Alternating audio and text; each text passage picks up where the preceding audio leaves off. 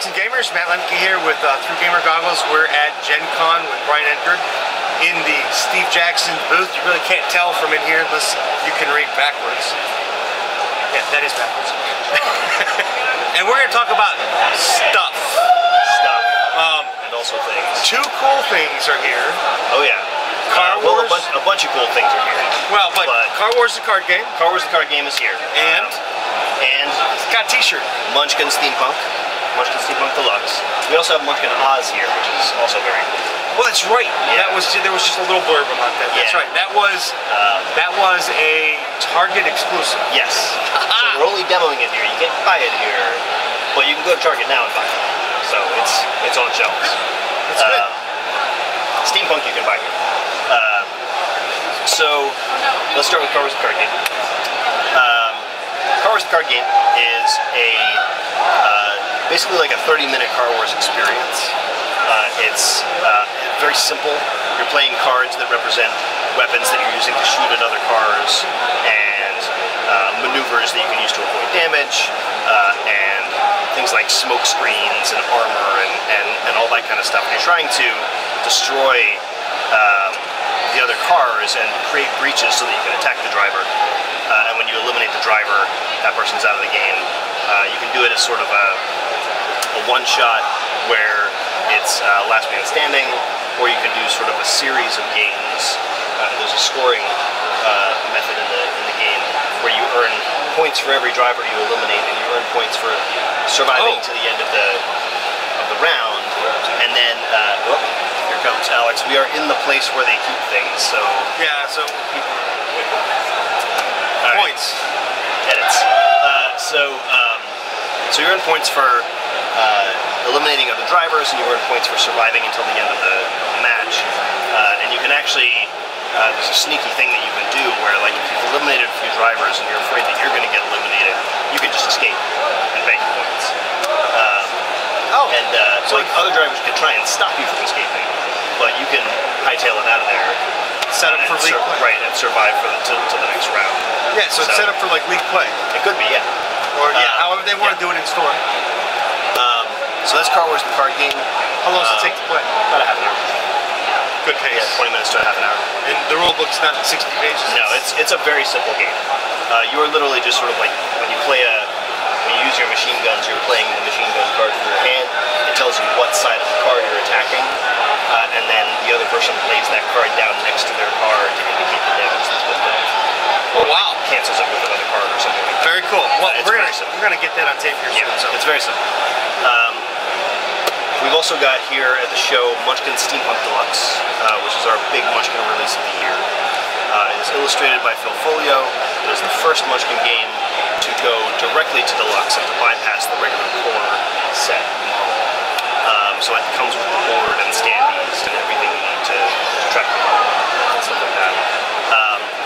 It's got a lot of great steampunky art and puns and things like that. It has a mechanic called gears, which is basically, if you have a card that keys off of gear cards, any card that has gears in the art is a gear card. So you might have a curse that's like, oh, lose one gear card. Take this one because it's got a gear in the art. I don't really like it very much. And then the classes in that game are Officer, Explorer, Tycoon, and Mechanic. And we also have Munchkin Oz, which is sold only at Target right now. And it is based on the books by L. Frank Baum. So you'll see some familiar characters like Tin Woodsman and the Cowardly Lion and those kinds of guys. But you'll also see characters from later in the series, like Ozma or Jack Pumpkinhead or people like that. There are allies in the game. Allies are Oz natives who are helping you out. And then the classes in that game are Professor, Soldier, Royalty, and Wizard. So you can be Wizard of Oz if you want to. Very cool. So that's Munchkin Oz. And then coming up we have some stuff that's not at the show because it's not released yet, but it's coming up. We're partnering with USA Authoring to bring some really cool licensed Munchkin stuff their way. One of these is Munchkin Zombies: The Walking Dead.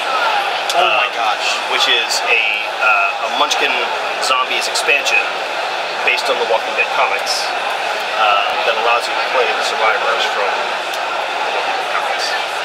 And then the other one coming later in the year, that one's actually releasing very soon. And the other one coming later in the year is Munchkin the Nightmare Before Christmas. That'd be very cool. Which is a new core set by USA with art from Nightmare Before Christmas, and it's going to be very cool. It's going to be... I think people are going to go nutty for, yeah, they're going to go nutty for both of those. Sure. Yeah, I mean, we have had a lot of success lately in our partnerships with USA Outplay. They help us bring Munchkin Adventure Time to the market. They're very helpful in arranging these licensing agreements so we can merge Munchkin and other super cool things like the Walking Dead, Nightmare Before Christmas, and Adventure Time, and bring them to the market. We've got more stuff planned. So that's good. A lot of cool new stuff. Is there going to be like a Super Munchkin game at the show? Like, you know, hundreds of people? No comment. But yeah, and then we also have things that we're going to be announcing in the near future, so keep an eye on sjgames.com, keep an eye on the Daily Illuminator, we announce stuff there. We'll also be announcing through various other geek websites. So keep an eye out, there's a lot more cool stuff coming from Steve Jackson Games. What else do you want to add? If you haven't checked out our Mars Attacks games, they're pretty cool. Yeah, 10-minute takedown's actually a lot more fun than I thought it was going to be. It's simple, but not easy. That is a very good way to put it. I was so frustrated playing Philid Origins. I'm bad at that game. I'm really bad. Not as bad as that guy. The guy that's out there, he landed on the other table. My friend Andreas says that it really should be called 10 to 45-minute takedown. Because, like, depending on the skill levels of your players, it might take a while for you to finish the game. If you don't have the gentleness down. Yeah. So for those of you who don't know, Mars Attacks 10-minute takedown is a dexterity game. You flip dice. The dice represent like your flying saucers shooting at Earthling cities, and the Earthling cities are these targets that are on the table.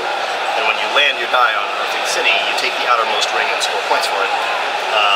And so the outer rings are worth the least and the inner rings are worth the most, and as the game progresses, the targets are getting more valuable but progressively smaller. So the game gets a little harder towards the end, and the aiming and it's very difficult to gauge exactly how hard you need to flick the die. It's really easy to overshoot. Or to undershoot. Super easy. Yeah.